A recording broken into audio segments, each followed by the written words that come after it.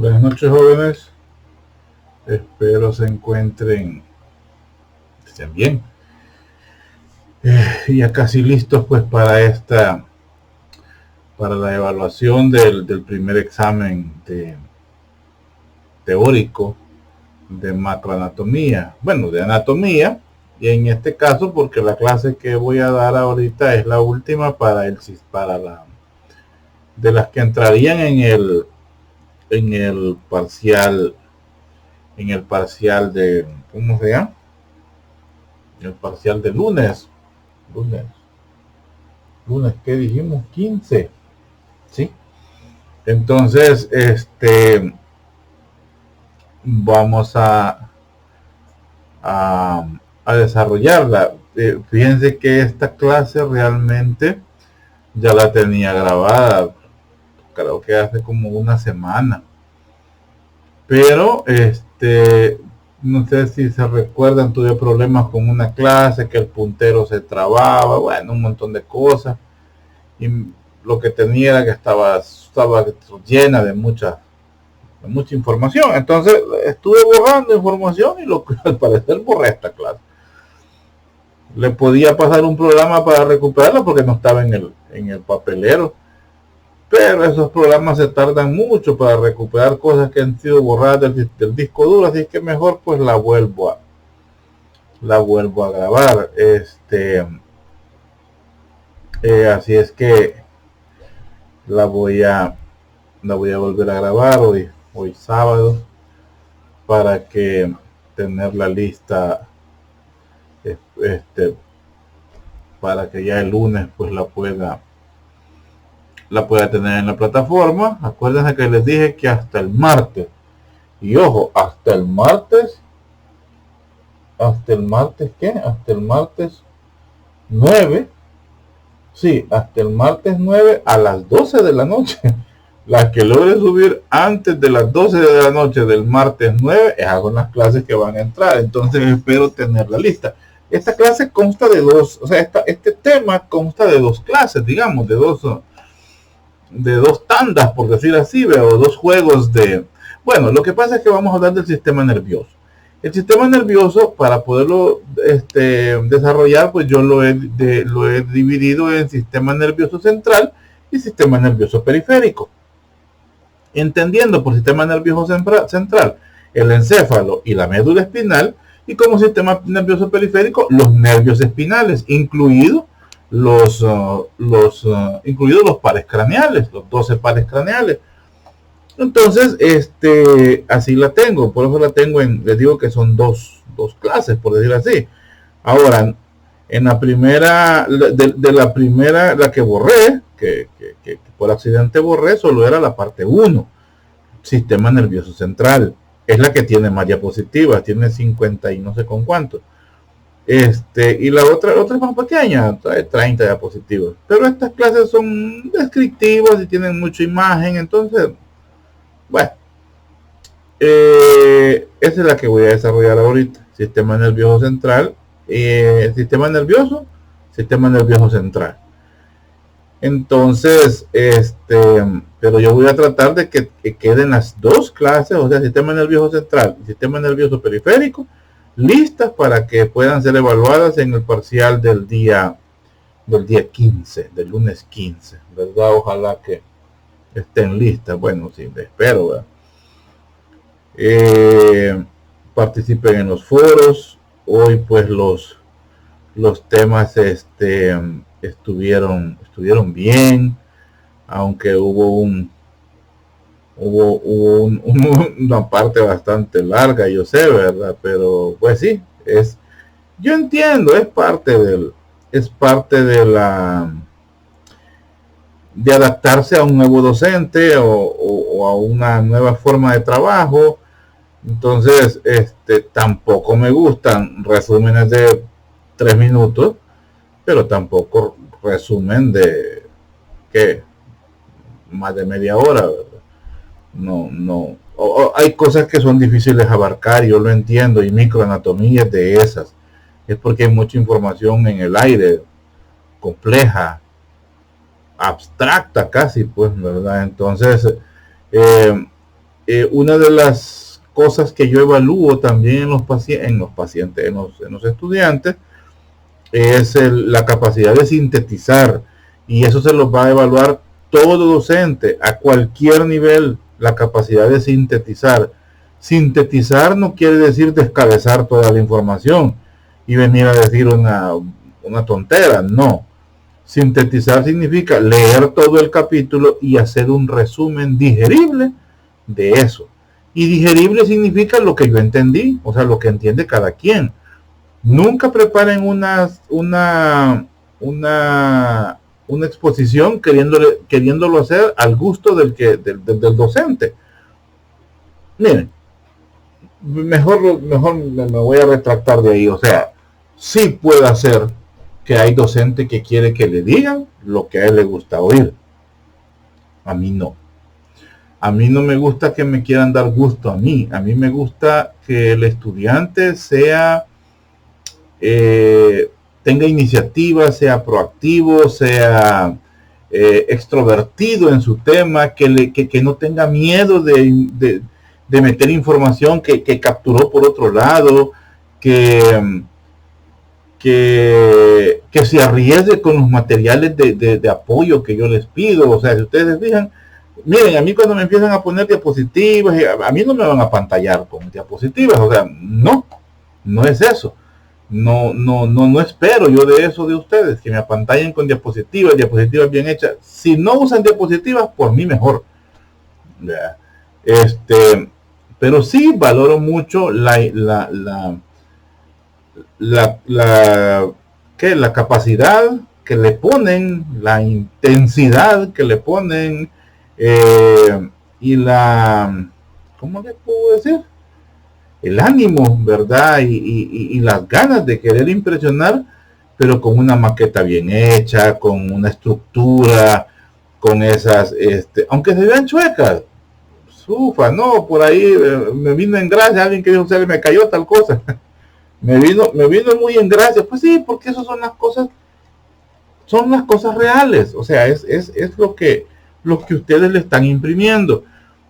Cualquiera me va a decir, doctor, pero eso solo usted lo pide. Y sí, es verdad, yo lo pido, pero o sea, acuérdense que yo les estoy diciendo de que los estamos preparando para la vida. O sea, los estamos preparando para ser médicos. Y sí, alguien me va a decir, pero ¿y a mí de qué me va a servir hacer una maqueta o hacer una estructura de un hueso y que le ponga bisagras y que le ponga movimiento? Eso no me va a importar, no me va a servir a mí, doctor. Sí, es verdad, no le va a servir, claro que no le va a servir, pero el hecho de ingeniárselas, eso sí le va a servir de mucho, porque ustedes se van a dar cuenta de que cuando en la práctica y en la vida real hay que ingeniárnoslas de muchas maneras, o para echarse a la bolsa a los subalternos.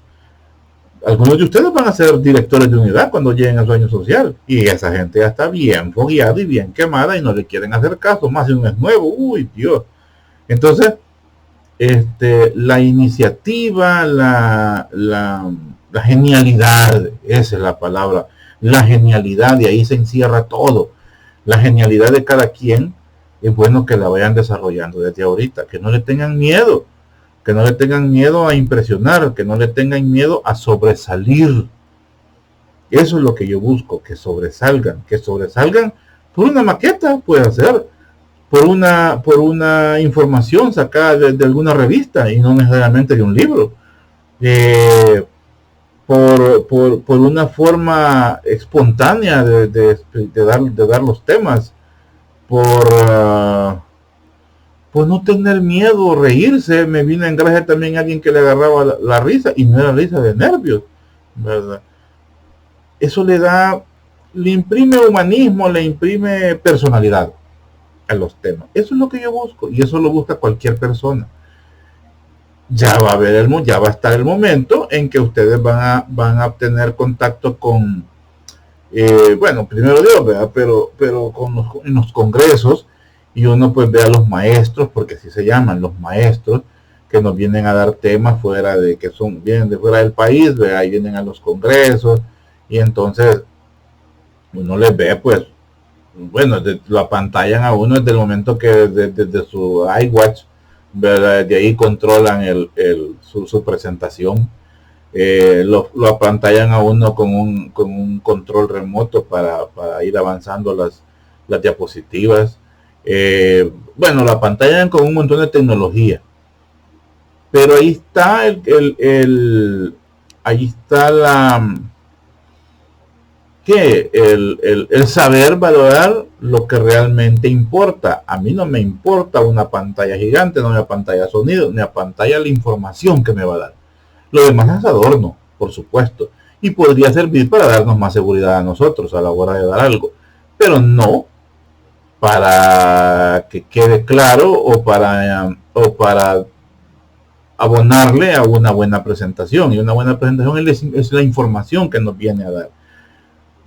Entonces, pues, se los digo porque va a haber un momento en que ustedes van a ver gente así, ¿verdad? Por supuesto, que ya más estirada, más seria, pero también se van a dar cuenta que hay gente humilde, y humilde no significa callado, ¿verdad? No, hay gente humilde con sus palabras y todo, y es el presidente.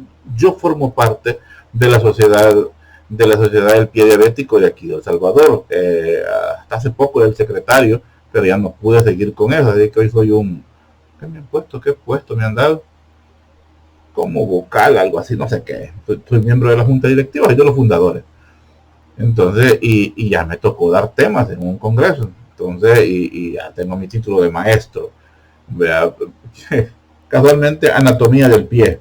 ¿Verdad? Pues como es pie diabético lo que vemos ahí, ¿verdad? A mí me toca anatomía del pie. Y pues no viene al caso, sino lo que les quiero yo es que la gente pues es los temas más, los que quedan más adentro, los que calan, los que capta uno la información, es la gente que es transparente, es la gente que se presenta tal cual es. Ya murió, por cierto, hace poco murió durante la pandemia el doctor, se me fue el nombre ahorita, es un apellido raro, Eregoyen, algo así, es mexicano. Una persona completamente transparente, y es una eminencia reconocida en toda Latinoamérica. Pionero en algunos tratamientos propios para el pie diabético. Entonces, y con una genialidad, con una tranquilidad, como que fuera un alumno dando un tema. Se le caía una cosa, se le caía otra, andaba a sus apuntes. Alguien genial, alguien natural. Eso es lo que yo busco, o eso es lo que yo quiero de ustedes. No que me apantallen, o sea, me están leyendo, híjole, me leen todo, y digo yo, bueno, ¿y entonces qué hizo? Pues no tiene seguridad de lo que leyó, de lo que investigó. O sea, no, pues, entonces,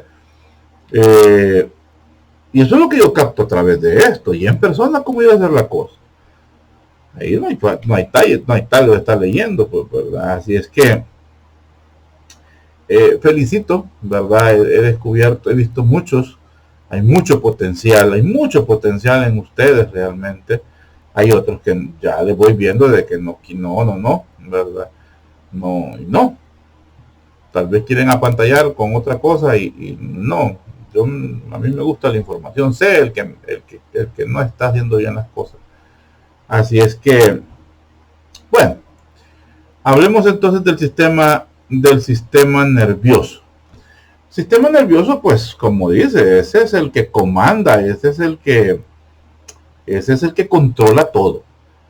Sistema nervioso es el que controla tanto las funciones,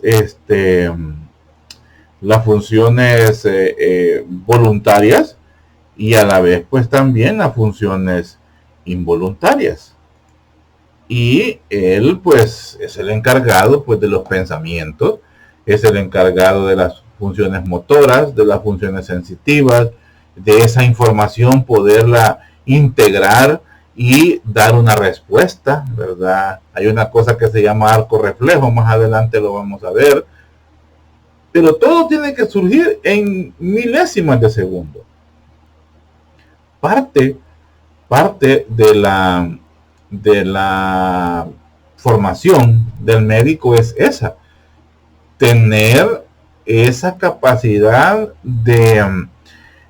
solucionar situaciones en fracciones de segundo, que todo salga, en algunas situaciones salgan mecánicas, que es como quien dice, o sea, que esos procedimientos los tenga ya sin pensarlos. Yo tengo una comadre, ¿verdad? Ella fue jefe de residentes del Hospital San Juan de Dios, la doctora Tevez, y hoy pues es parte del staff de cirujanos de ahí del Hospital San Juan de Dios. Y me decía ella, mira Abdón, porque a mí solo por Abdón me conocen, es mi segundo nombre. Mira Abdón, fíjate que nos están llevando a unos talleres, de, ¿cómo se llama?, de atención de traumas. Y el taller de atención de traumas es como un muñeco, hacer todo el simulacro de qué es lo que pasaría, por ejemplo, que hubo cachimbó un avión, un accidente con un montón de heridos y toda esta gente llega al hospital así en bandada, pues, ¿verdad? Y entonces ellos tienen que tener mecánicamente, como robots, actuar para evaluar todos estos pacientes, decidir cuál puede entrar al hospital porque tiene posibilidades de vida y cuál que mejor que se quede afuera y que se muera allá, porque ni modo, ¿verdad? Porque no hay capacidad de atenderlo. Cuáles son las medidas para cada uno de los pacientes, o sea, pero todo como robot. Y cualquiera podría pensar, nos van a dar un folleto, lo vamos a leer. No, todo es mecanizado. Entonces, así estamos en esa parte, estamos con ustedes ahorita. Estamos en la parte de hacer como mecanizado a nivel cerebral el ejercicio de solucionar situaciones en base a la información que les vamos dando. En las preguntas últimas que he hecho yo a los temas, les he dado preguntas que no están en el libro. Les estoy poniendo una situación ficticia para que traten de, ¿cómo se dice? Para que traten de hacer una sola información. No es una sola información, sino que de que puedan concretar toda la información que uno les da y dar una solución o dar un parecer. Pues les digo, me alegra cuando alguien no tiene miedo y aunque se esté equivocando lo que está diciendo, pero por lo menos pensó. Y eso es lo que me interesa a mí. Ese ejercicio me interesa a mí. Que hagan el ejercicio del pensamiento, de tratar de racionalizar todo la información que uno les da y que ustedes también obtienen. Si no lo hacen, pues estamos perdiendo el tiempo, jóvenes, porque esto no les van a salir las cosas como están en el libro. Nunca, si lo que les estamos dando solo son información. A mí me gusta meterlo ya con cosas de la vida real para que tengan como ya haciendo ejercicios mentales. Así es que, bueno, sigamos. Entonces, ahorita vamos a ver cómo trabaja el sistema nervioso central. Pienso y luego existo. Esto lo dijo este señor René Descartes. O sea, prácticamente lo que este señor nos quería decir es que no hay nada que asegure la verdad. Así, sencillo. No hay nada que asegure la verdad. Excepto que, vea, lo que se ve con claridad. O sea, lo que está tangible, visible. O sea, para poder pensar es necesario existir. Así de sencillo. Entonces, cuando si no existimos, pues no pensamos, así de sencillo. Las cosas pues las concebimos nosotros o las vemos como más claras, ¿verdad? En la manera en que estas son verdaderas. ¿A qué me quiero o hacia dónde va la idea de este pensamiento? Esto mi hija porque me lo regaló, ya le he dicho que es psicóloga. Ella me regaló esta diapositiva hace como 2 o 3 años. En medicina, el racionamiento es esencial. O sea, aquí no hay lo que les acabo de decir. El racionalizar, ¿verdad? Eso es lo que hacemos con cada uno de nuestros pacientes a la hora que les damos su diagnóstico. Ya que de la interpretación y de la interrelación de las diferentes informaciones a las cuales ustedes están adquiriendo en estos primeros años, química, fisiología, anatomía, semiología, histología, farmacología, enfermedades transmisibles, en fin, que son las materias básicas de los primeros 4 años de vida. En base a eso es que ustedes podrán existir cuando ya estén a un nivel de un quinto y sexto año, los últimos años. Para eso es que se están preparando. Por eso entonces decimos que primero tienen que pensar para luego existir. Si no, no van a existir. Si ahorita todo esto básico ustedes, toda la información que les damos, no la comienzan a racionalizar, a pensar, difícilmente van a poder existir cuando ya estén a nivel de un quinto año. Con la información que ahora doy de anatomía, yo les puedo ir poniendo algunas situaciones propias de algunos pacientes. Ya cuando tengan fisiología en la mente, y ya cuando tengan farmacología en su mente, ya cuando hayan visto patología también, híjole, las cosas se van a ir poniendo más complejas. Entonces comencemos a ejercitar esa mente para que podamos existir pues como médicos. Bueno, sistema nervioso. El sistema nervioso pues él pues conserva las condiciones controladas dentro de los límites que mantienen la vida. Eso hace el sistema nervioso. Y lo hace regulando las actividades corporales, respondiendo con rapidez mediante impulsos nerviosos. Es decir, controla lo que un cachimbazo que se nos venga hacia la cara, una pelea, un golpe, un accidente, o sea, la capacidad de esquivar esa injuria que viene hacia nosotros es gracias al sistema nervioso. ¿Con qué objetivo? La supervivencia. Lo mismo también ocurre con algo demasiado picante que por ejemplo comimos nosotros y automáticamente ¿cómo se llama? El estómago, por supuesto, en condiciones ya normales, ¿verdad? Cuando el paciente no tiene todavía problemas de gastritis, comimos algo demasiado picante, automáticamente el estómago le llega la información de que lo está dañando la mucosa intestinal, manda hacia la bomba de protones que son como glándulas que tiene el sistema, el que tiene el propio estómago, el parénquima del estómago, y estas glándulas pues comienzan a segregar bicarbonato. ¿Con qué objetivo? Con que disminuir la acidez, disminuir eso picante que ha llegado a nuestro estómago y que en ese momento está generando acidez. Ese también es control del sistema nervioso central a través de su vía simpática o parasimpática, el sistema nervioso autónomo. Y así un montón de situaciones que permiten que se mantenga intacta la vida o que se mantenga en condiciones casi normales la vida gracias al sistema nervioso. Controla las percepciones, o sea, lo que vemos, lo que sentimos, lo que oímos, lo que tocamos, lo que sentimos, son las percepciones. Las conductas, cómo actuamos, cómo nos desenvolvemos, cómo hablamos, cómo pensamos, cómo nos relacionamos, cómo somos. Los recuerdos, ¿verdad? Disco duro y los movimientos voluntarios. Controla el sistema nervioso. Los impulsos nerviosos hacen posible la comunicación, la regulación de la mayoría de los tejidos del cuerpo. ¿Cómo nos comunicamos? A través de la vista, a través del oído, a través hasta del olfato, a través de la boca, a través del habla. Representa el 3% del peso corporal, ojo, y por supuesto es el sistema más complejo. Hasta la fecha no se conoce al 100% cómo funciona el sistema nervioso. Imposible, no se puede, todavía, ¿verdad? Pero en eso vamos. El sistema nervioso entonces estructuralmente puede dividirse en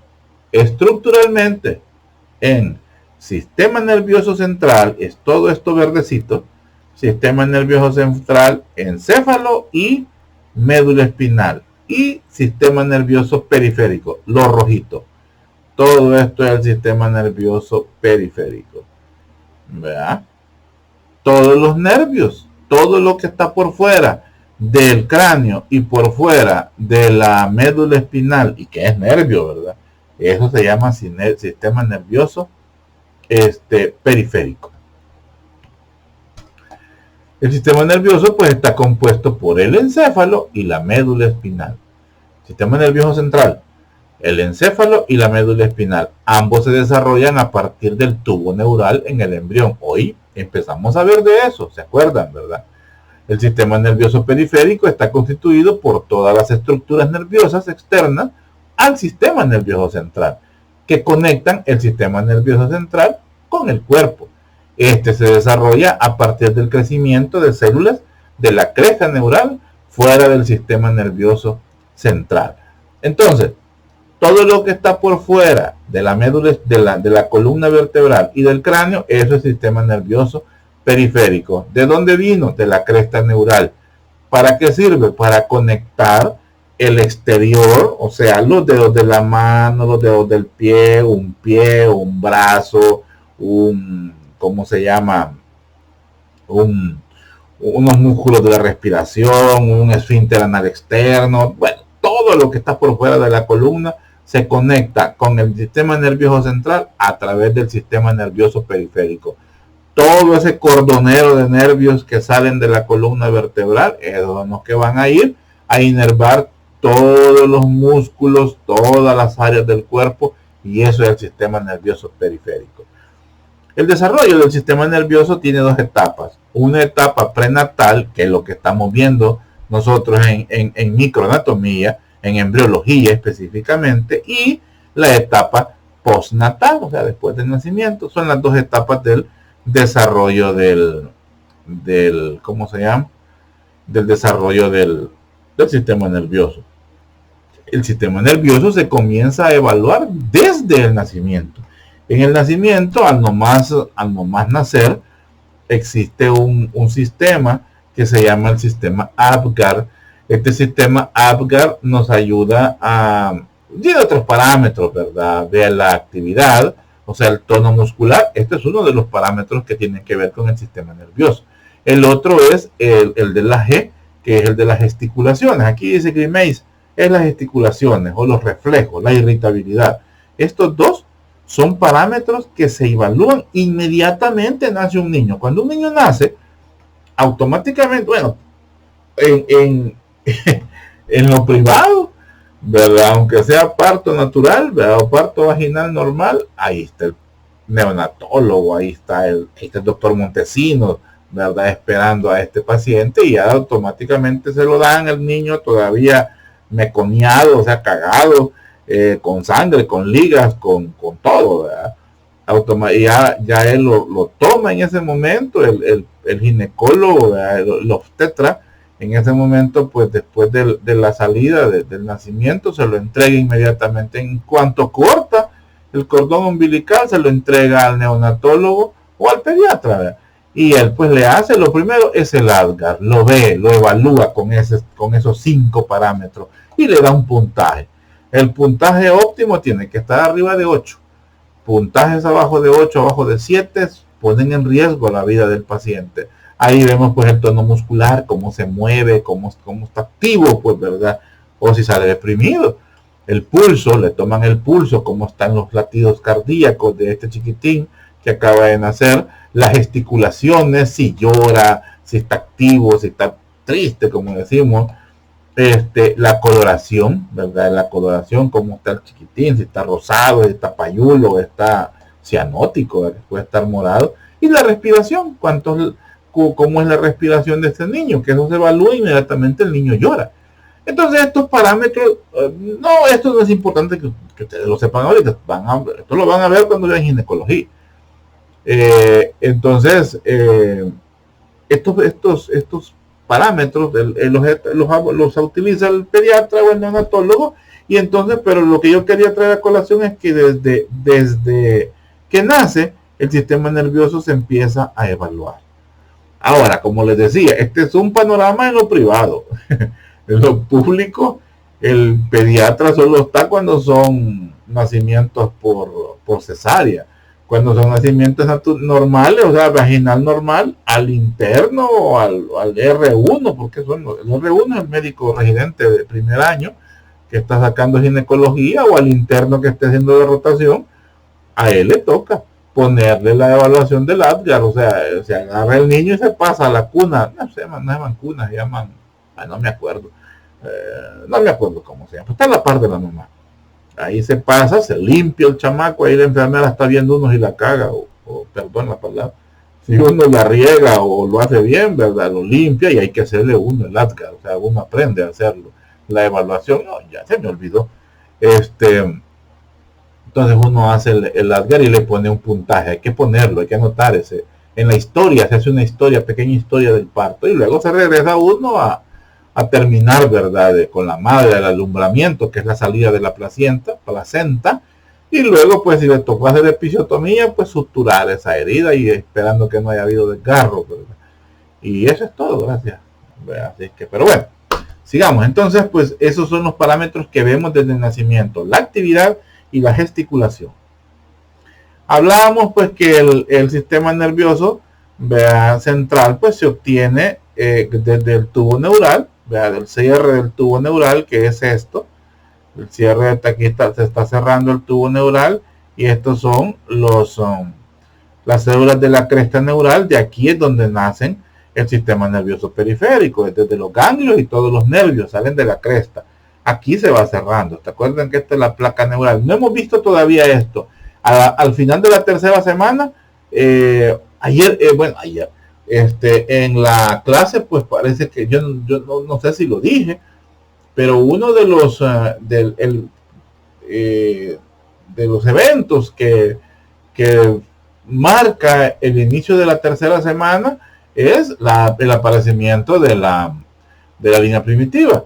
Pero ¿cómo se llama? Y que al final viene a ser el surco neural, y bueno, y es marca, pues, ¿cómo se llama esto? Me trabé. El disco bilaminar, ¿verdad? Eso es el evento principal, la línea primitiva y el disco bilaminar. Pero el cierre de la tercera semana, yo creo que eso no lo dije, el cierre de la tercera semana, o también otro de los eventos que marca la segunda semana, pues es el inicio de la formación del sistema nervioso central, ¿verdad? Los vestigios del sistema nervioso central, los inicios, perdón, del sistema nervioso central. ¿Y eso cómo es? Con el cierre del tubo neural, y la separación de las células de la cresta neural, que van a dar origen al sistema nervioso periférico. Y esto, pues, es ¿cómo se llama? Lo rudimentario, ¿verdad? Lo primitivo del encéfalo, toda esta zona de acá, y la médula espinal, ¿verdad? Sigamos. Aquí ya, pues, está el cierre. Esto lo vamos a ver bien en embriología. Recuerden que yo ya les digo, estas clases están preparadas cuando yo no daba microanatomía, solo daba anatomía, pero hay cosas que no me gusta dejarlas en el aire, y mejor, pues, para entenderlo daba, ¿verdad? En algunas ocasiones me topaba con que nunca vieron esto sus predecesores, pero hoy, pues, ustedes sí lo van a ver por completo cómo es la anatomía, la micro. Entonces, el tubo neural, el sistema nervioso central, y las células de la cresta neural, que son el sistema nervioso periférico, como vemos aquí, los melanoblastos, las neuronas, los axones de las neuronas, algunas, ¿cómo se llama? Las conexiones principales y parte de las células propias del sistema nervioso central, también las células de Schwann, las neuronas, las glías, que son las de defensa, las células de la leptomeninge, que estas son parte de las capas meningias que protegen el propio sistema nervioso central. Y aquí, pues, tenemos el sistema nervioso central, el encéfalo y la médula espinal. Todo estos, y esto que va para afuera, esto ya es el sistema nervioso periférico. Entonces, a partir de aquí, esto es una generalidad. Comenzamos a ver ya el sistema nervioso central. que es lo que vamos a desarrollar en esta primera parte o en este primer tema, ¿verdad? El encéfalo posee 100.000 millones de neuronas. Ojo, 100.000 millones de neuronas. La médula espinal está conectada con el encéfalo a través del foramen magno y está rodeada por los huesos de la columna vertebral. O sea, la médula espinal está conectada con el encéfalo. ¿A través de dónde? Del foramen magno. O sea, foramen magno es un foramen del hueso occipital. El sistema nervioso central procesa diversos tipos de información sensitiva, aferente, y es, ojo con estas palabras, búsquenla, ¿qué significa aferente? Aferente, sensitivo, eferente, motor. Por eso lo puse así, porque eso significa, aferente es sensitivo, quiere decir un estímulo o un impulso que viene hacia el cerebro, porque es sensitivo, es algo que lo sintió. Usted tocó algo caliente, usted sintió que le tocaron una nalga, usted sintió que le tocaron el pelo, usted vio, usted oyó, usted probó. Esos son sensaciones aferentes, viajan hacia el cerebro. Lo que regresa del cerebro se llama motor o también se llama efector y se le llama eferente. Toqué algo caliente, aferente, porque es la sensación lo que llegó al cerebro. El reflejo es quitar la mano inmediatamente. Eso ya es eferente, porque eso es algo que viene en respuesta a lo que le llegó al cerebro. Por supuesto, esto es en fracciones de segundo. Cuando se nos calentó el vehículo y tocamos así sin ninguna protección ese tapón del radiador y sentimos el gran quemón, el quemón, lo que sentimos es aferente. Y la reacción de quitar la mano es eferente. Es la forma más sencilla de explicarlo. Ahora hay otras más complejas, ¿verdad? Pero la idea es la misma. A eso se le llama arco reflejo, que puede tener una respuesta. No, hay más adelante, ahí está la información, ya me voy a adelantar y me enchivolo. Entonces, el sistema nervioso procesa diversos tipos de información sensitiva, aferente, y es también la fuente de los pensamientos, emociones y recuerdos, el sistema nervioso, y produce los impulsos, o sea, el cerebro, pues, y produce los impulsos nerviosos que estimulan a los músculos para que se contraigan y a las glándulas para que aumenten su secreción.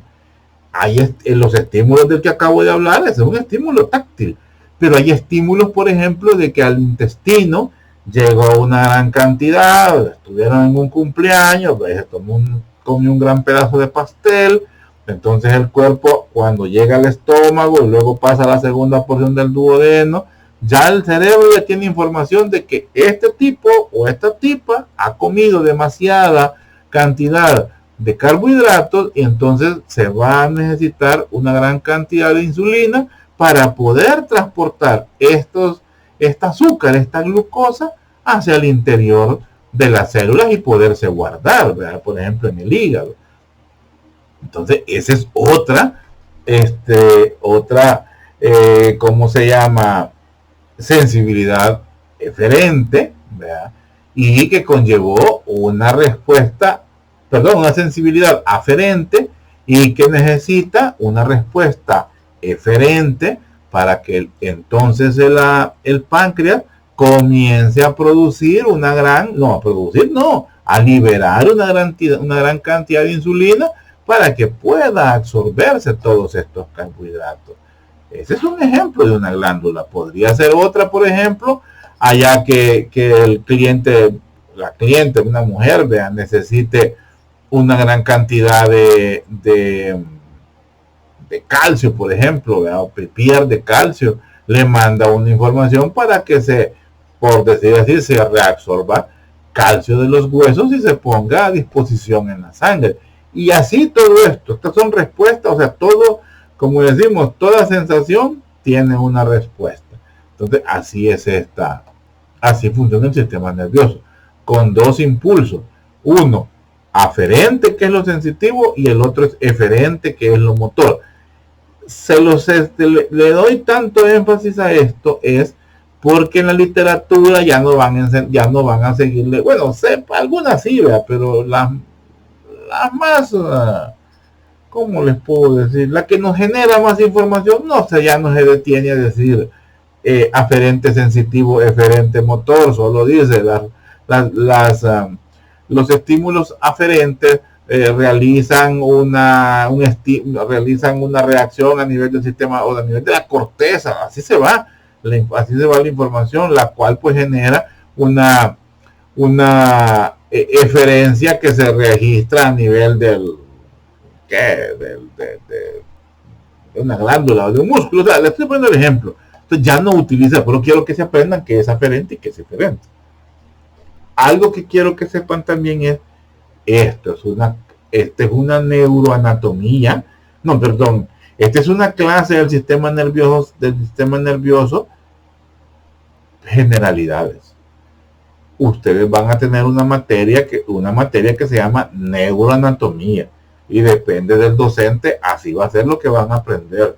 Entonces, lo que lleven de ahorita les va a servir mucho, y lo que les den allá pues no se diga, pero va a depender de ustedes si desde ahorita llevan una buena base. Si no, allá, como dicen, a dar vía van a ir. Entonces, el sistema nervioso central, pues podemos decir que está constituido por el encéfalo y la médula espinal. Bueno, ya lo había dicho, ¿verdad? Para que no estoy diciendo como que decía que se desarrolla el tubo neural y el sistema nervioso periférico es de la cresta, ¿verdad? Pero bueno, sigamos. Los hemisferios del cerebro están constituidos por la sustancia gris. Bueno, pero esto sí quiero detenerme. El encéfalo está constituido por el cerebro, que es esto. ¿Verdad? Todo esto es la masa encefálica que le decimos, esto es el cerebro. Entonces, esta es la primera parte del encéfalo. La segunda parte del encéfalo es el diencéfalo. La tercera parte del encéfalo es el cerebelo, es esto de aquí. El diencéfalo tendríamos que partir esto para ver el diencéfalo. Lo vamos a ver después, pero quiero dejarlo claro ahorita. ¿Dónde está? Aquí está. Esto de acá, esto es el diencéfalo. ¿Verdad? Esta parte del diencéfalo. Aquí está el tálamo, el hipotálamo, aquí está la glándula pineal y aquí también está la pituitaria. Sigamos acá, regresemos. Vale. Entonces, el diencéfalo es la segunda parte del encéfalo. La tercera parte es el cerebelo, está en esta zona de acá, el cerebelo. Y la cuarta parte es el tronco encefálico o tallo encefálico. Es esto que ven ustedes aquí. Esto. ¿Verdad? Estas son las cuatro partes del encéfalo. Sistema nervioso central está compuesto por el encéfalo y la médula espinal. Si yo pregunto esto y alguien me pone el cerebro, tenga por seguro de que tiene incompleta su respuesta. Y las respuestas incompletas yo casi les pongo la valoración de que no valen. O sea, para mí es todo o nada. Así es. Preguntas que yo le pongo, por ejemplo, que tienen 4 opciones, la plataforma da la posibilidad de que si respondió una siquiera, gana una cuarta parte de lo que vale la pregunta. Yo casi todas mis preguntas cuestan .16 centésimas. Entonces si son cuatro dificultades y solo una tiene buena, prácticamente ganó .04. Ya no me gusta la tontera. Yo la tiene buena o la tiene mala, porque aquí así es, ¿verdad? O sea, es de como que me diga, no es mío, bien, esa reflexión es de un doctor que creo que ya les he dicho yo, el doctor Lucha. Doctor Lucha era un viejito cascarrabia que dicen que se sale a asustar todavía en el hospital, andaba de blanco siempre, así como era el doctor Castro Cisneros, nada más que era chaparrito. Entonces él decía, eso de que ustedes pongan las cosas y le voy a poner medio punto, es como que digan, no, si el paciente se murió, pero el doctor le dio la medicina que le tocaba. No, pues si se murió. Pues. Y ahí no importa si le dieron la buena medicina o la mala medicina o lo que sea, pues, ¿verdad? Entonces, se murió, está vivo, está muerto, punto. No hay puntos medios entre la vida y la muerte, no existen puntos medios. Entonces, así es todo esto. Entonces, por favor, no me vaya a salir alguien que cerebro es una parte del encéfalo, ¿verdad? y el encéfalo es todo lo que está dentro del cráneo, vaya, para que no nos vayamos a confundir. Entonces el encéfalo está constituido por cerebro, diencéfalo, cerebelo y tallo encefálico o tronco del encéfalo, cualquiera de esos. Entonces, los hemisferios del cerebro, ya estamos viendo el cerebro, estos son los hemisferios, o sea, aquí este es un corte coronal, ¿verdad? Del cerebro, estamos viendo esta galleta, en la cual pues a este lado, este es un hemisferio, pues este es el hemisferio derecho y este es el hemisferio izquierdo, o sea, este de aquí, esto es el hemisferio derecho y el que está del otro lado es el hemisferio izquierdo. Hay una línea sagital también así en medio, ¿verdad? De los hemisferios, los cuales pues por el diencéfalo se encuentran unidos ambos hemisferios. Aquí se da un entrecruzamiento de información. Entonces, están constituidos por la sustancia gris que se encuentra en la periferia y la sustancia blanca que se encuentra al centro o al interior. En la sustancia gris vamos a encontrar los cuerpos celulares que vienen a ser el núcleo, ¿verdad? de la neurona, y en la sustancia blanca vamos a encontrar los axones que forman tractos o vías, y también encontramos los ventrículos, esto de acá. Estos ventrículos son unos espacios que es por donde corre o transita el líquido cefalorraquídeo. Entonces, en la sustancia gris, ¿verdad? En la sustancia gris vamos a encontrar los cuerpos celulares, ¿verdad? Y en la sustancia blanca vamos a encontrar los axones. Y estos axones forman los tractos. Los tractos podríamos entender como cuando agarramos un cable de la luz. Hay dos tipos de cable de electricidad, pero estoy hablando ya de la luz, de los cables que van a los tomas, o sea, los que van adentro de la pared. Hay dos tipos. Hay uno que es un cable grueso, que duro, ¿verdad? Que es el que se conecta directamente a los pernitos, ¿verdad? De los tomas.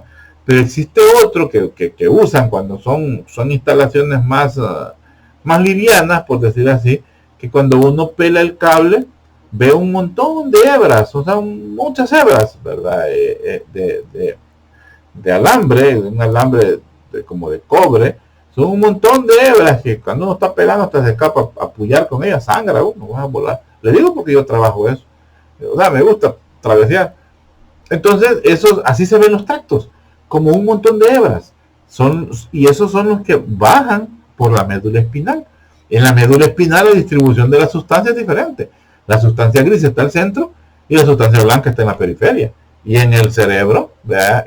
En el cerebro es diferente. La sustancia gris está en la periferia y la sustancia blanca está al centro. Entonces, en la sustancia blanca encontramos los tractos, ¿verdad? Y en la sustancia gris encontramos los cuerpos de las células, de las neuronas específicamente. El diencéfalo está constituido por el tálamo, que es esta zona de acá, aunque es un corte, pero esto de acá, esto es la zona del tálamo, del diencéfalo, perdón, donde encontramos el tálamo, que es el subtálamo, que está más abajo, el metatálamo, que está en medio, y el tercer ventrículo, ¿verdad? Que es este de aquí abajo, que es por donde también cursa, ¿cómo se llama? Cursa el líquido cefalorraquídeo. Ahí también encontramos pues la glándula pineal. El cerebelo tiene dos lóbulos laterales y una porción en la línea media. Esto es el cerebelo. En esto no voy a entrar mucho en detalle. Todo esto no vamos a entrar mucho en detalle, más que todo es descripción. El tronco del encéfalo o el tallo encefálico es este que está acá. Se compone de tres lugares. El mesencéfalo, que es la primera porción, de arriba hacia abajo, de cefálico a caudal. El mesencéfalo, la protuberancia o puente y el bulbo raquídeo. Entonces, en el diencéfalo podemos decir que es la zona del cerebro, es la zona del encéfalo, perdón, que tiene el desarrollo más avanzado en la escala evolutiva. Ahí es donde donde se está la conducta humana, ahí es donde está la forma del discernimiento, ahí está la personalidad, ahí está las características de cada uno, lo que nos hace diferente al otro. Entonces por eso decimos que es el que más desarrollo tiene en la escala evolutiva con respecto a los demás animales. Ya con la glándula pineal, que es una glandulita que se encuentra ahí también, en el diencéfalo, esta pues se encuentra junto al hipotálamo. Perdón.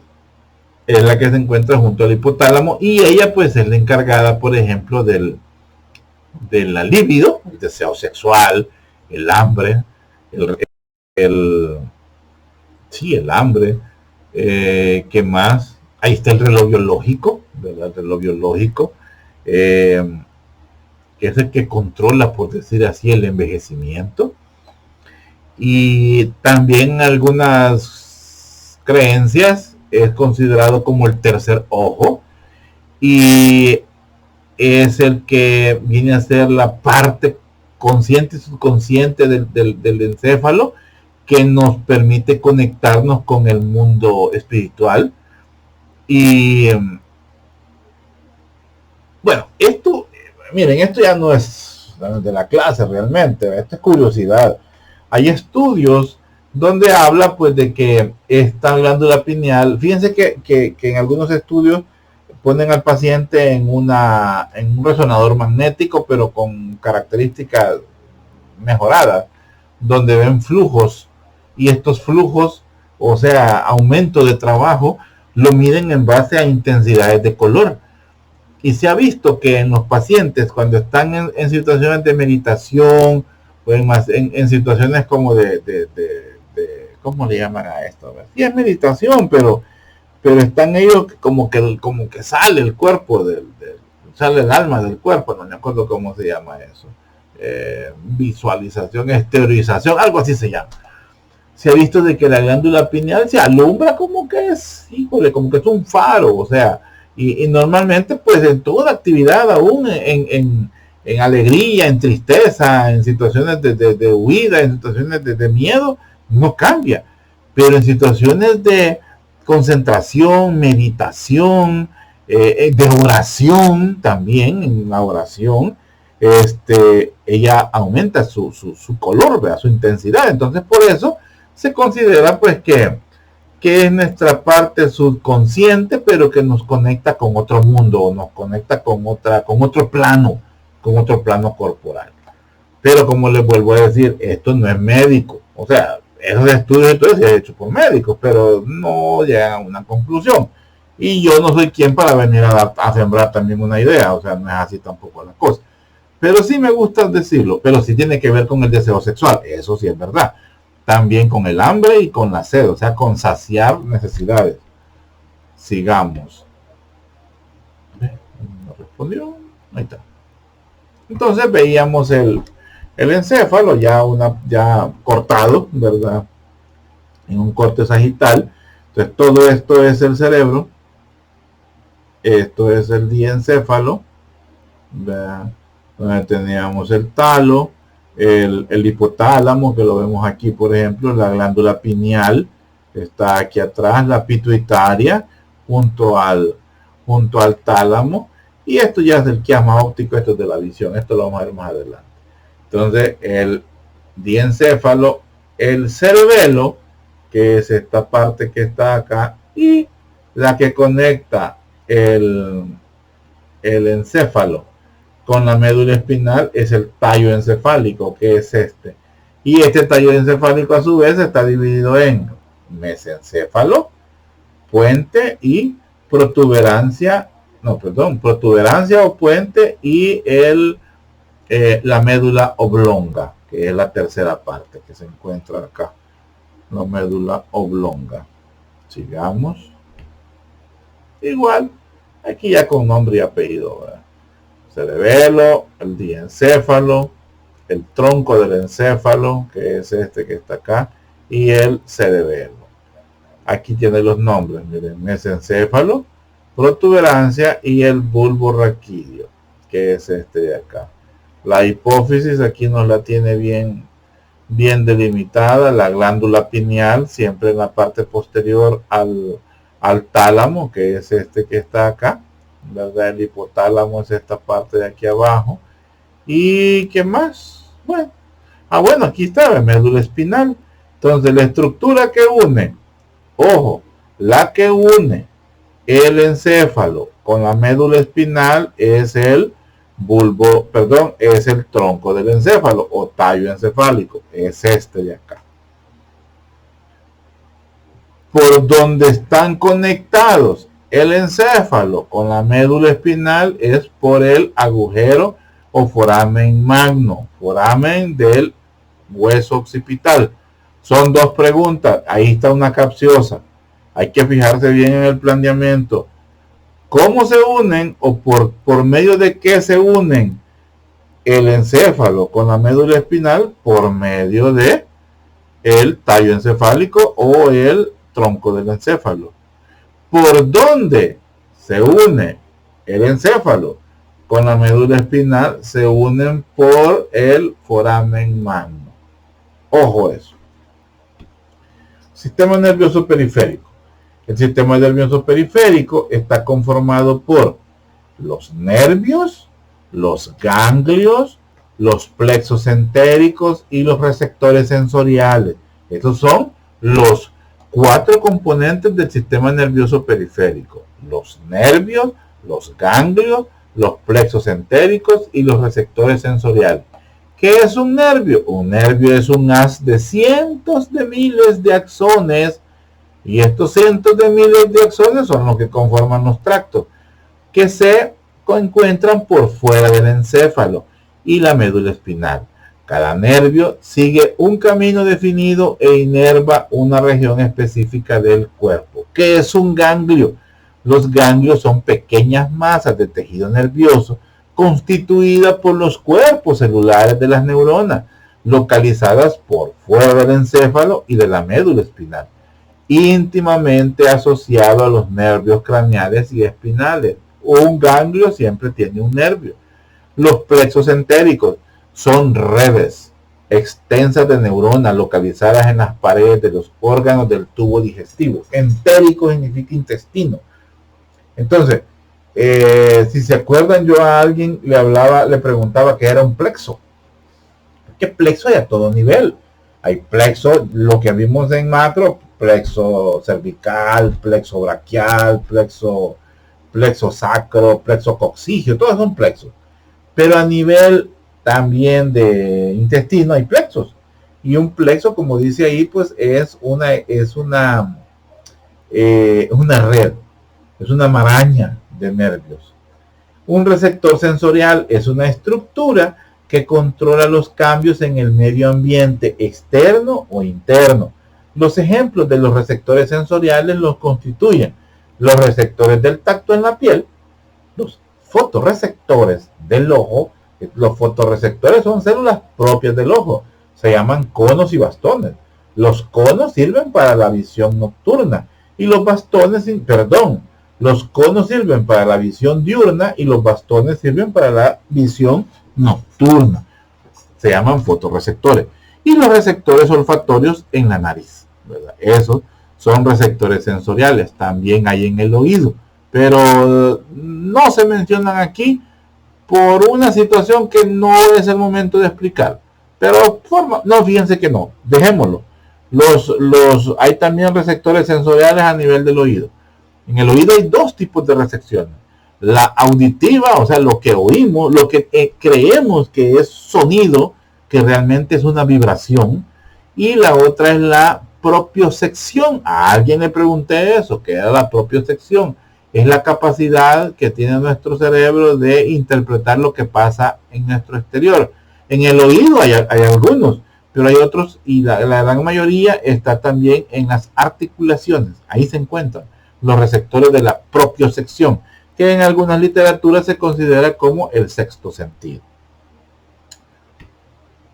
Quiero ver. Pero me hizo falta algo. No, solo eso era así. Vale. Aquí pues tenemos un esquema de lo que es el encéfalo, de lo que hemos estado hablando, ¿verdad? Aquí dice el cerebro, el tronco cerebral o tallo encefálico, y aquí va todo el sistema nervioso central, adentro del canal medular que se encuentra en la columna vertebral, y el encéfalo que está por dentro pues de la cavidad craneal. Y luego, todo esto amarillito que vemos acá son el sistema nervioso periférico. Hay nervios cervicales, toman su nombre según la ubicación. Cervicales, torácicos o dorsales, lumbares, sacro, y de ahí salen nervios especiales como los pares craneales, por ejemplo, que salen del cráneo, ¿cómo se llama? Los nervios dorsales o torácicos, los nervios lumbares, porque es de la zona lumbar, los nervios sacros, están en el sacro, los nervios, estos ya son nervios propios por uniones de este plexo, ¿verdad? Del plexo lumbar con el sacro, que puede dar el nervio más principal porque es el más grueso del cuerpo, nervio ciático, no asiático. Yo tengo gente que dice, doctor, me duele el asiático. Yo me pongo a pensar, le duele un chino, digo yo, le duele un coreano. Es el nervio ciático. Luego tenemos el nervio tibial, nervio plantar externo, nervio plantar medio, o plantar corto y plantar largo. Luego tenemos el nervio tibial, nervio femoral, nervio cubital, nervio mediano, nervio radial. Todos estos son parte del sistema nervioso periférico. Pero los que nos interesan son estos, los que nacen directamente de la columna vertebral. Estos ya son uniones, son terminaciones de estos. Y aquí de estos plexos, aquí hay plexo, aquí hay una maraña. El plexo es el plexo, ¿cómo se llama? Plexo braquial. Aquí hay otros plexos, el plexo lumbar y el plexo sacro, por eso se ven marañas. Entonces, a mí me interesa que sepamos que tenemos los 8 nervios cervicales, los 12 nervios torácicos o dorsales y los 5 nervios lumbares y por supuesto los propios del sacro. Entonces eso me interesa, la suma de todos ellos y que son pares. Ahí se investigan de los nervios cervicales, oyen, porque sé que pueden pensar, ya se equivocó el doctor. Ahí no lo investigan. Bueno, voy a hacer una pausa, tengo sed. En esta diapositiva pues ya se ve un poco más entendible el sistema nervioso central, encéfalo como dice aquí, y médula espinal, y sistema nervioso periférico, ¿verdad? Los pares craneales y los nervios espinales. Los nervios espinales pues cervicales, dorsales o torácicos, los lumbares, los sacros, los ganglios, que son estas estructuras propias que están acá. Los ganglios están a la salida inmediatamente del foramen, de los forámenes espinales o del foramen intervertebral. Ahí a la salida se encuentran los ganglios. Y los plexos entéricos, ¿verdad? Que es la otra parte, los plexos entéricos, que son receptores en los intestinos, y los receptores sensitivos que también encontramos en la piel, de lo que les estaba hablando. Sigamos. El sistema nervioso somático, que aquí ya vamos a ir hablando de sistema nervioso somático, que tiene que ver, que es lo que conocemos como voluntario, o sea, lo que tiene que ver con el cuerpo. Tenemos las neuronas sensitivas que transmiten la información desde los receptores somáticos de la cabeza, la pared corporal y los miembros, y los sentidos especiales de la visión, audición, gusto y olfato hacia el sistema nervioso central. Y el componente siempre va a ser sensitivo y motor, y el otro componente es que conducen los impulsos desde el sistema nervioso central hacia los músculos esqueléticos. Ese es el sistema voluntario. Entonces ahí vamos a encontrar, claro, vamos a encontrar algunos que tienen doble función, pero hay que involucrarlos. Aquí tenemos los del sistema nervioso somático voluntario.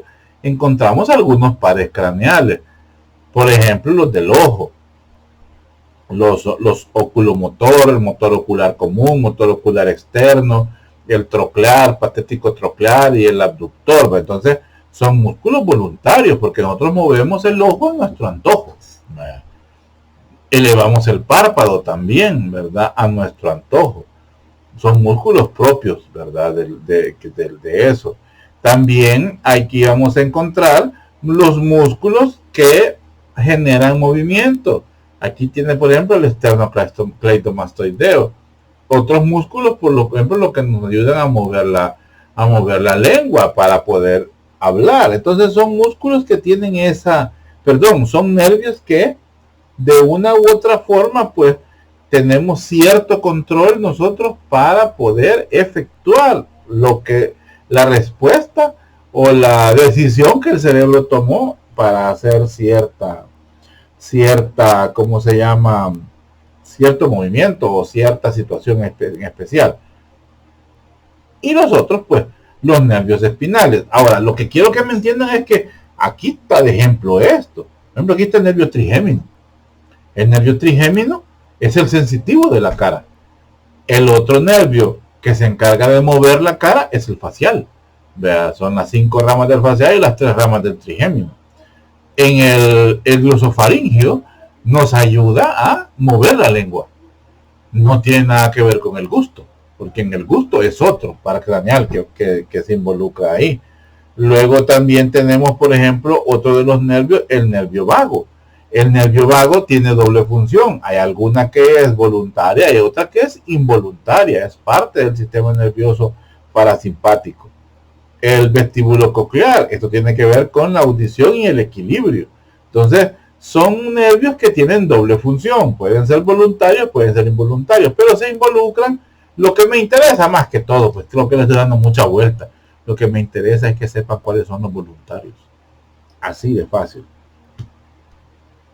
Sistema nervioso autónomo.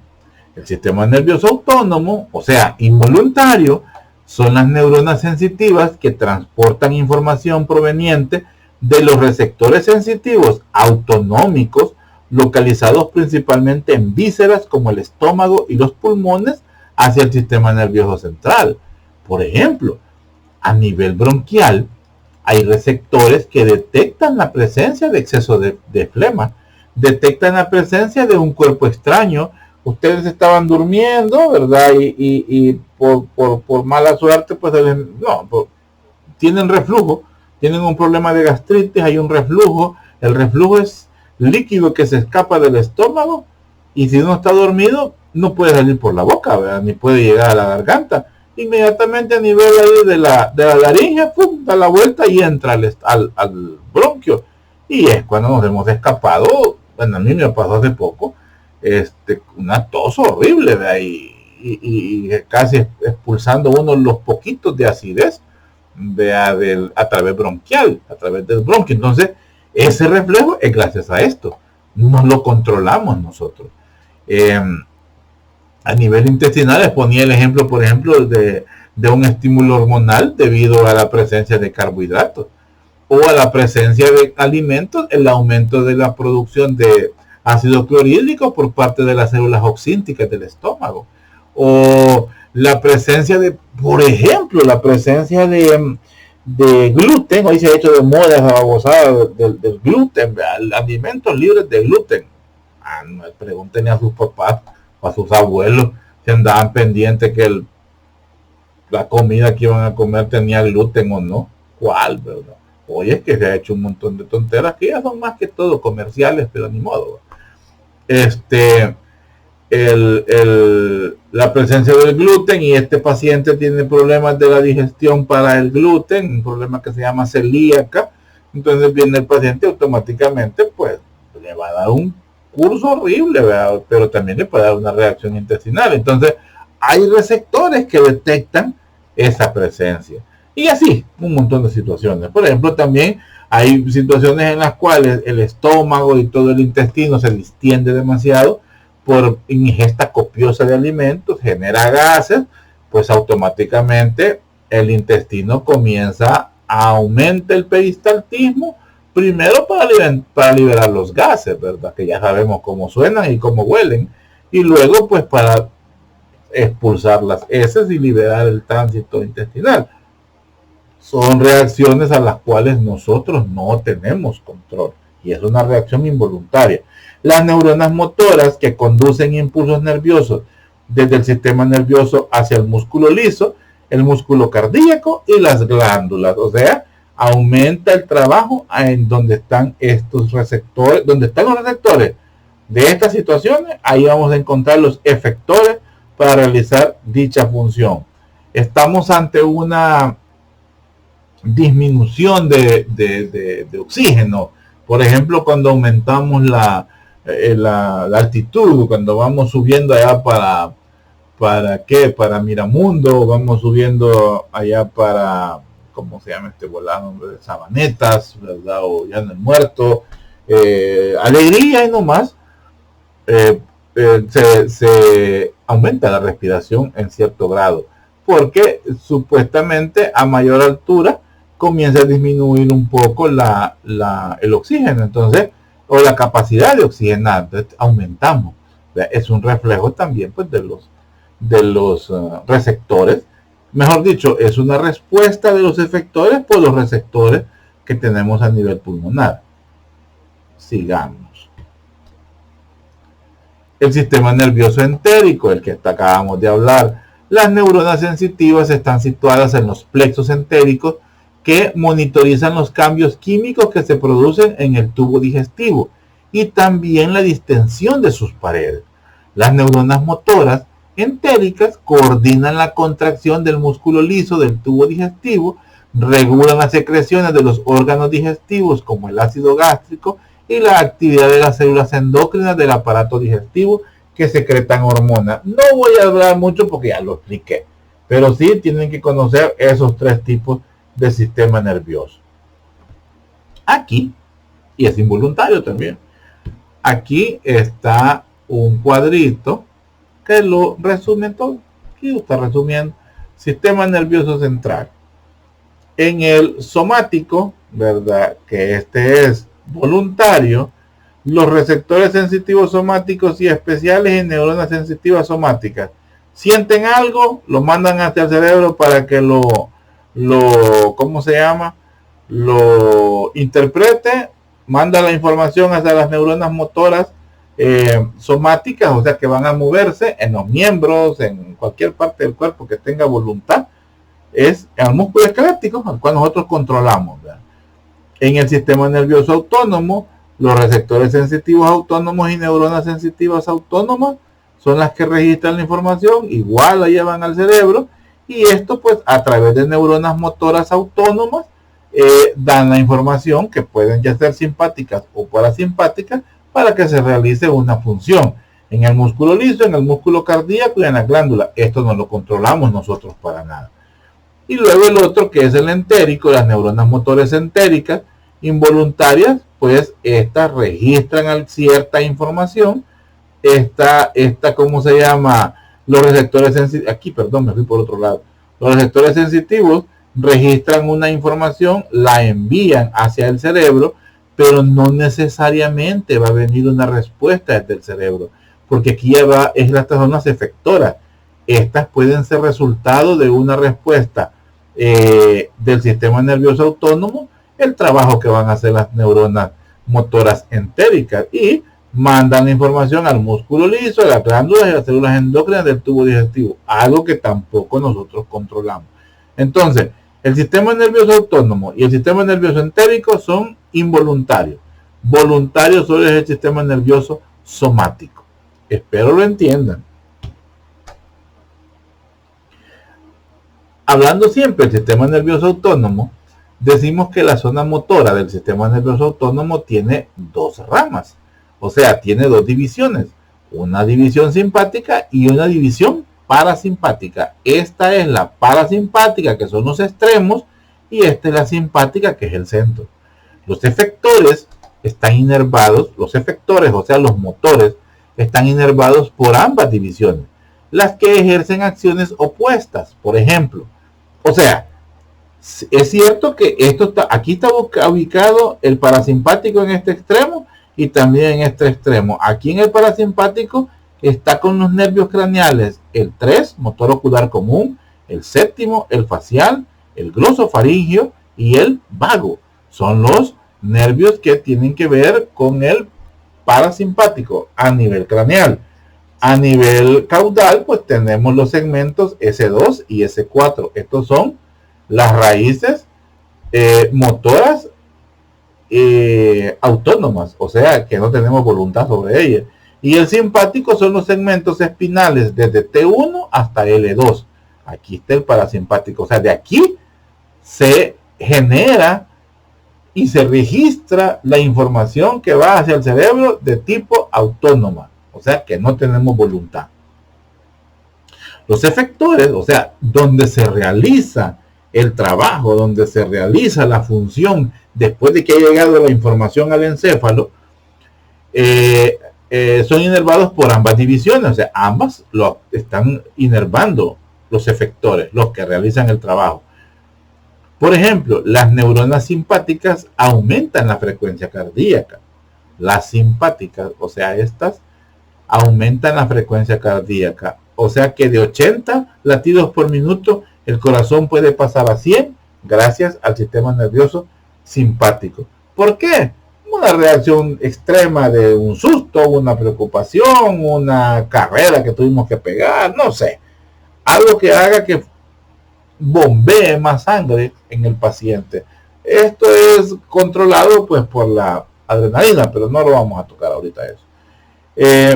Y las neuronas parasimpáticas, o sea, estas de acá, disminuyen. Una hace una cosa, el otro lado la contrarresta, tal cual los antagonistas y agonistas de los músculos. Mientras uno trabaja, el otro descansa, el otro trabaja, el otro descansa. Así van, ¿verdad? La división simpática ayuda a la ejecución de las acciones de emergencia, las llamadas respuestas de lucha o huida. Esas son las encargadas de la respuestas inmediatas, son la división simpática. La división parasimpática tiene a su cargo las actividades de reposo y digestión. Esas son las encargadas, de ahí se encarga el sistema nervioso o la división parasimpática. Aquí vemos qué hace el parasimpático y qué hace el simpático. El simpático dilata la pupila, o sea, abre la pupila. El parasimpático contrae la pupila. El parasimpático estimula la salivación. El simpático inhibe la salivación. El simpático relaja los bronquios. El parasimpático contrae los bronquios. O sea, este es una cosa, el otro hace lo contrario. Y así actúa el sistema nervioso parasimpático. Esto sí se lo aprenden, chicos. Funciones del sistema nervioso. Quiero ver cuánto llevo de tiempo. 1:18. Tenemos otro rato. El sistema nervioso, las funciones del sistema nervioso, son función sensitiva, eferente, función integradora, es la de proceso, y la función motora, eferente. Función sensitiva, los receptores sensitivos detectan estímulos internos y externos, información llevada por los nervios espinales y craneales hacia la médula y el encéfalo. Esa es la función sensitiva. Cuando decimos sensitivo, no solamente es lo que tenemos en los dedos de la mano, o los dedos del pie, o la piel, o lo que sentimos, pues no. Y la sensación o los estímulos pueden ser a cualquier nivel. Vocales, orales, intranasales, en el oído, en el estómago, hasta en el ano, o sea, en cualquier lado hay sensibilidad. Y esa información es la aferente y es llevada por los diferentes nervios espinales y los craneales, como dice ahí.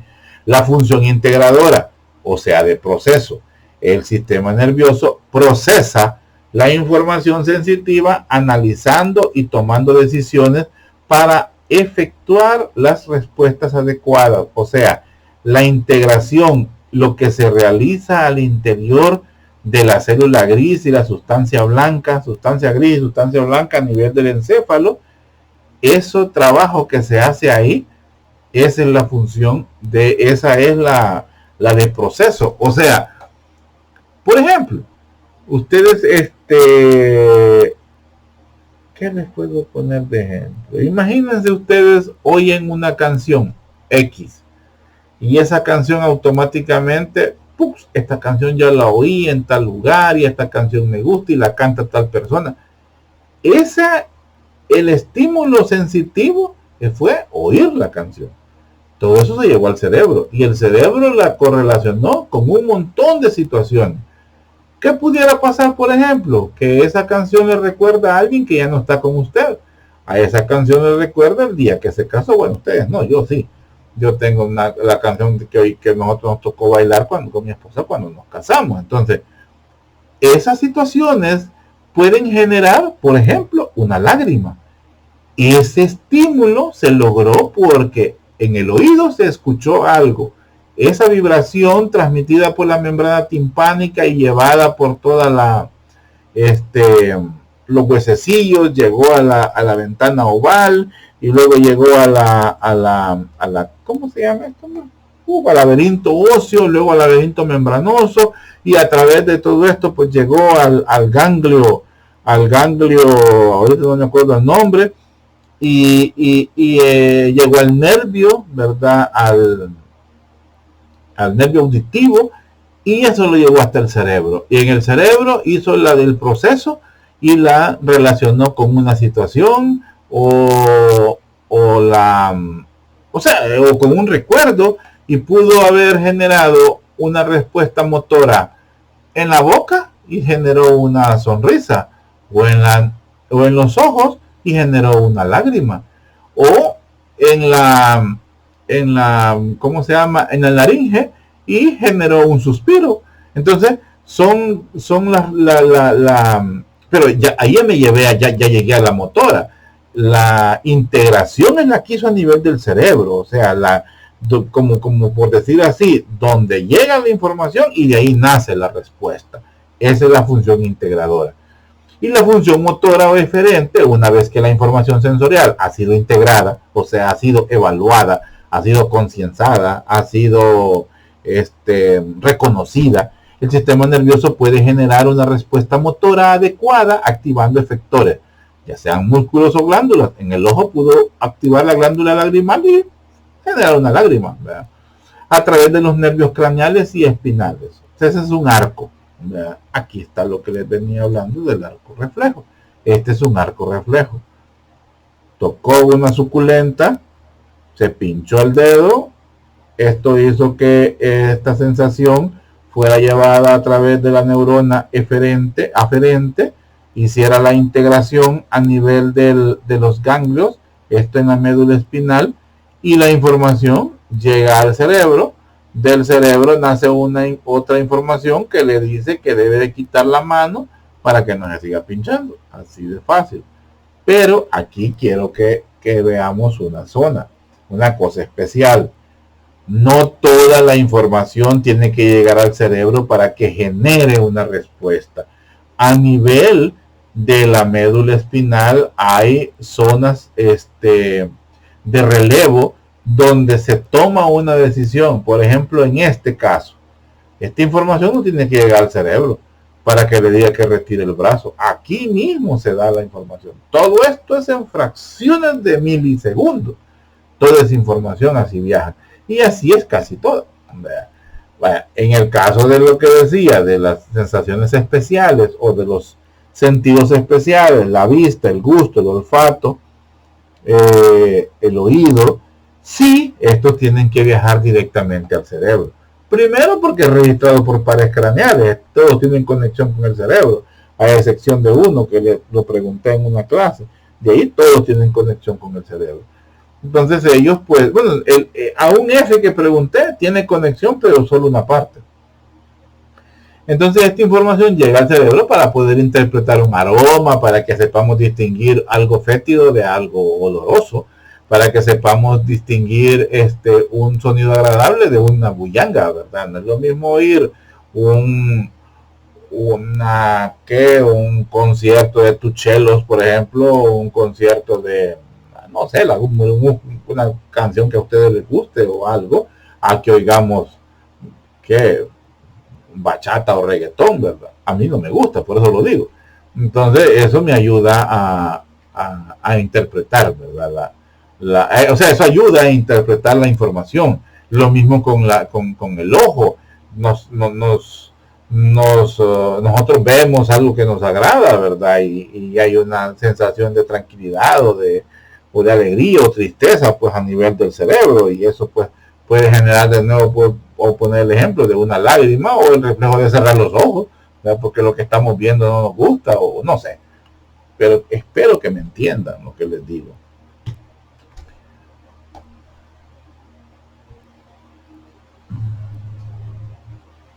Permítanme. Vale,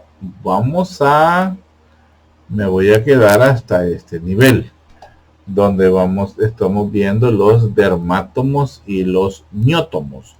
Con esto vamos a proseguir. Prácticamente estoy a la mitad de las diapositivas y lo que falta ya es más fácil.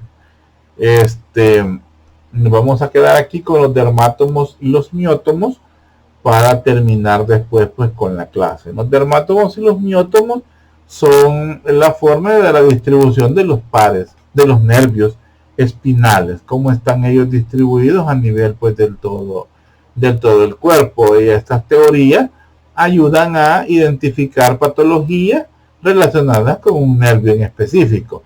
Los dermátomos es la distribución en la piel inervada por cada uno de los nervios, y en los miótomos es los músculos que están inervados por los nervios. Pero si se recuerdan, por ejemplo, a nivel del plexo braquial hay una interconexión de nervios que van desde C1 a T1, C2, me acuerdo, C3 a T1, y entonces estos nervios se unen entre sí y generan un sinnúmero de músculos, de nervios que nacen del plexo braquial y vienen pues a inervar diferentes partes de la piel, digamos, el nervio en específico.